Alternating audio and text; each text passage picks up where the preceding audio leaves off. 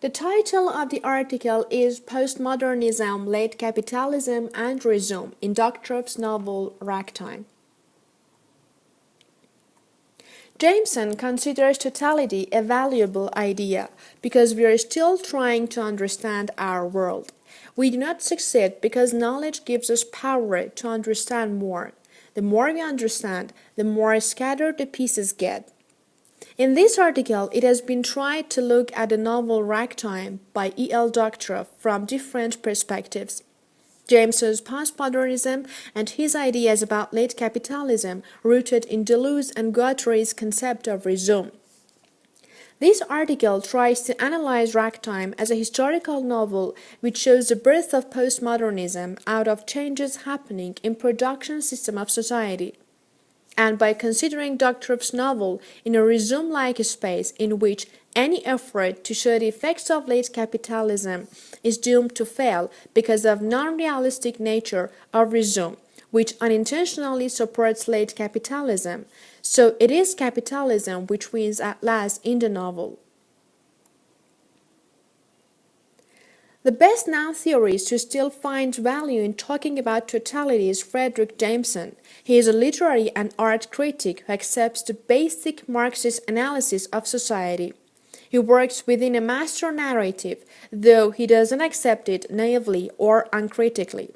Rather, he tries to change the Marxist theory to bring it up to date and make it fit the postmodern world. In the first 6 decades of 20th century, capitalism was solely individual. Governments supported great companies and controlled the smaller countries. The world was changed into intrusive areas, and it was a time of colonization, imperialism, world wars, machines, and electronic devices. In 20th century, in 50s and 60s, everything was changing.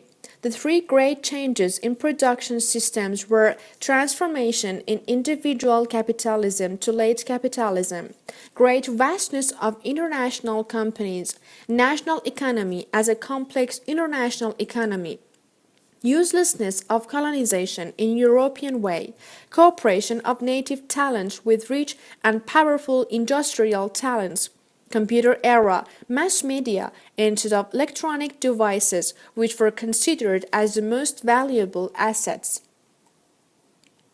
As Ira Chernes mentions, modernism was the culture of individual capitalism, but postmodernism is a culture of international or late capitalism. The dominant power of culture, cultural army of today capitalism, and the most powerful tool of capitalism for dominating our lives. Jameson titled his major book on the subject Postmodernism, or the Cultural Logic of Late Capitalism. This does not mean that everything in our culture today is postmodern. There are still many leftover elements of modern culture with us. There may also be newly emerging seeds of some future cultural forms beyond postmodernism. But today, postmodernism is a dominant force in our culture. It is a force that everything and everybody must deal with. Just as capitalism tries to bring all the forces of production under its control, so postmodernism is trying to bring all of culture under its control. Jameson mentions that postmodernism should be understood as a sign of deeper structural changes in our society and culture as a whole or in production system. He also mentions that special features of postmodernism are the sign or implicator of a new problem which is historically original. A problem which is because of our entrance as individual subjects into a plural combination of incoherent realities, which includes framework from remaining private lives to unimaginable, decentered international capitalism. As a result, in Jameson's view, destruction or death of modern political subject is the result of postmodern worldwide hyperspace. Postmodernism has ripped the humanistic subject in a radical way, anticipated the concept of time, and confused the spatial coordination. As a result, political subjects are changed into schizophrenic and unpolitical subjects who is not able to make organized aesthetic superimpositions for themselves. Meaningfulness or meaninglessness of the world are constructed by media assimilation and commercialized unfundamental superrealities, and eradicate social changes motives. In Jameson's view, the postmodern subject does not have any tool for finding out who he is, where he has come from, and what his place in this world is. Postmodern subjects do not have any ability to enhance their political potential in order to think critically about world changes or fight for these changes. Of course, we have to mention that they would be repressed if they had such potential. One main assumption in Marxist analysis from the world totality is that our life is shaped by the society production system. The production system means variant tools existent for the production of goods, services, and systematic ways of these tools. As it was mentioned, the change in our culture from modernism to postmodernism reflects the change in production system of society. The only way, as Jameson considers, for the improvement of the world condition is that everyone share the real power, otherwise inequality, discrimination, and repression are to be continued. Deleuze and Guattari represent the Rhizome structure as an intentional effort for creation of resistance against capitalism. This system provides the possibility of multiplicity outside capitalist controlled systems. Rhizome is a decentralized system without history, publicity, or memory. But is this system as radical as it seems? As Jameson Berger mentions, Rhizome system is not revolutionary as it wants to be, because this system goes beyond rejection of its conscious resistance and actually is transforming into a tool for advancement of capitalism. Its definitions and elements are mixed and dependent on the old systems which it wants to resist against them. The system is available only in metaphorical, immaterial, and non-political areas.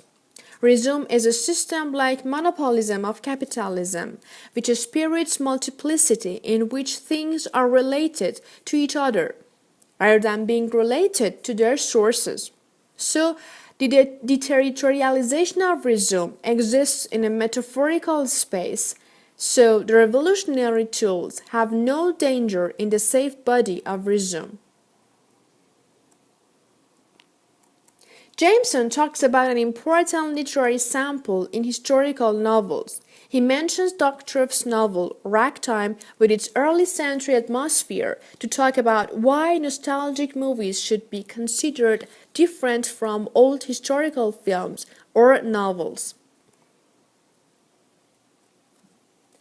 The novel centers on a wealthy family living in New Rochelle, New York City, simply named Father, Mother, Mother's younger brother, grandfather, and a little boy. Father is a manufacturer of flags and fireworks, evidently an easy source of wealth due to the national enthusiasm for patriotic displays.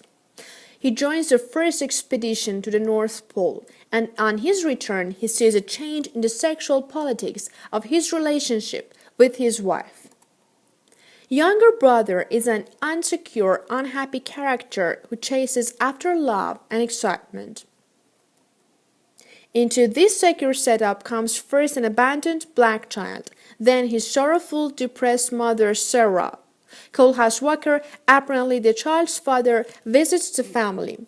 A professional musician, well-dressed and well-spoken, he gains the family's respect and overcomes their prejudice initially by playing ragtime music under badly tuned piano.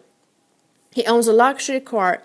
Things go well until he is humiliated by a racist fire crew, and his inflexible pride brings him to demand restitution. then restoring to violent revenge eventually, rather than pursue a course of love and happiness. Mother unofficially adopts a neglected child after Sarah dies at the hand of brutal police guards. In the slums of New York City, a single father, Tate, a Jewish man, struggles to support himself and his daughter, little girl. The girl's beauty attracts the attention of Evelyn Nesbit. He appears later by submerging into capitalist culture, and he has become a wealthy pioneer of animation in the moving picture industry.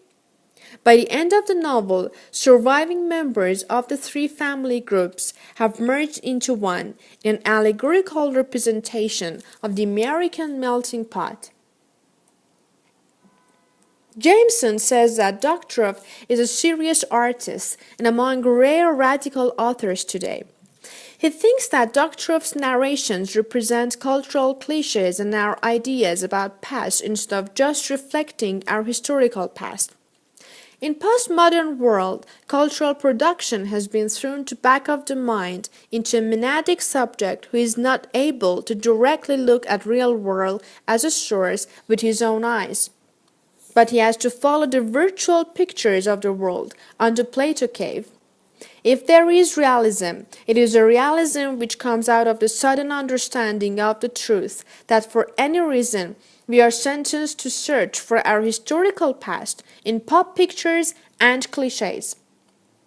Though past itself will be remained out of our hands, postmodernism means rapture from anything called bohemian. Brown argues about Jameson's essay on postmodernism or the cultural logic of late capitalism, which provided an influential analysis of its historical moment. He states that Jameson identifies Doctorow's novel Ragtime as a benchmark for literary responses to the climate. In a failed attempt to tell a coherent story about America as a nation of immigrants, Ragtime presents a bewildering array of characters, narrative styles, and fictitious and historical plots. The narrator tries comically and ironically to provide a historical overview that unites the fictional and historical. However, the reader struggles to make any sense out of a patchwork of lives and narratives. Whilst a conventional historical novel tries to represent the interconnection between minor private lives and public historical figures, Jameson says that Ragtime is organized systematically and formally to short-circuit an older type of social and historical interpretation which it perpetually holds out and withdraws. In Routledge Critical Thinkers, Adam Roberts states his idea about Jameson and says that Jameson goes on in postmodernism and consumer society to analyze exactly what this postmodernism constitutes, stressing that for him it is not just another word for a description of a particular style. It is also a periodizing concept which correlates to a new type of social life and a new economic order. What is often euphemistically called modernization, post-industrial, or consumer society, the society of the media, or the spectacle, or multinational capitalism. This outburst of new way of life is resulted from fundamental changes in production systems and economic culture of society which penetrate into people's social lives. Doctorow's language draws our attention to the wholesale elisions and simplifications which are needed in order to produce this representation of democracy. Instead of a novel which represents the historical past, the stylized prose self-reflexively represents our ideas and stereotypes about the past.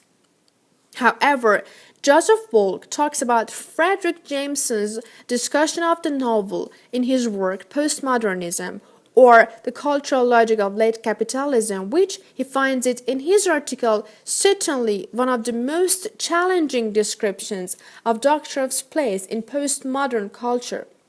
Jameson describes Doctorow as the epic poet of the disappearance of the American radical past, who has had to convey this great theme by way of that very cultural logic of the postmodern, which is itself the mark and symptom of his dilemma. Doctorow, by highlighting and representing the cultural cliches, makes us think about the rapture from a traditional society and see the fundamental transformation of society into a postmodern society. He gives us a further narration of history by the use of deterritorialization and representing cliches and cultural signs to be able to stay in the safe Rhizome. But this safe area provides an atmosphere for intellectuals to satisfy their motivations which are improbable in real and material world. The production system changes in Ragtime.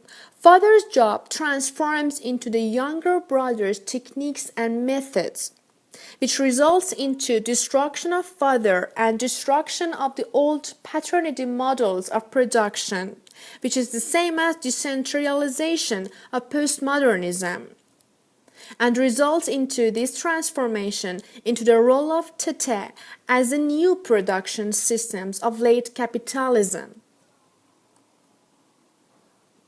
Tate is the only character who really succeeds in the novel and who forced his art into the forms of consumer society by mixing the picture with media to show a wave of changing pictures to the people's eyes. Capitalism is the inevitable winner of a story in the safe body of Rhizome, in which the signs are changed and re-narrated metaphorically by the old world words and meanings which are needed for defining the Rhizome structure.